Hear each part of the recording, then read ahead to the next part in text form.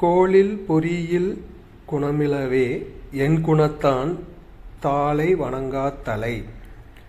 கோளில் பொறியில் குணமிலவே எண்குணத்தான் தாளை வணங்காத் தலை. பொருள் விளக்கம். மனிதனுக்கு ஐம்புலன்கள் இருந்தாலும் அவை செயல்படாமல் போனால் அதனால் பயனேதும் இல்லை. அதேபோல யார் ஒருவர் இறைவனின் திருவடிகளை நினைக்காமல் இருக்கிறார்களோ அவர்களுடைய தலை பயனற்றதாகும்.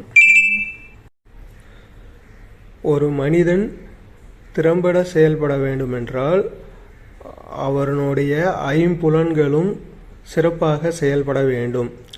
ஐம்புலன்களில் ஏதாவது ஒன்று செயல்படாமல் போனால் அதனால் பயனேதும் விளையாது.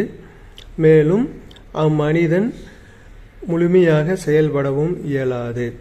அதுபோல யார் ஒருவர் எண்குணங்களை உடைய இறைவனின் திருப்பாதடிகளை சரணடைகிறார்களோ அதேபோல இறைவனின் திருநாமத்தை தினமும் உச்சரிக்கிறார்களோ அவர்களே முழுமையான மனிதனாக இருக்க முடியும்.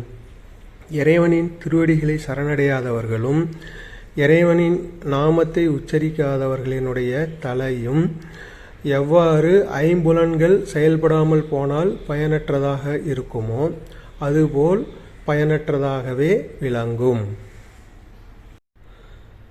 மேலும் அவர் உயிருடன் இருந்தாலும் உயிரற்றவராகவே கருதப்படுவார்.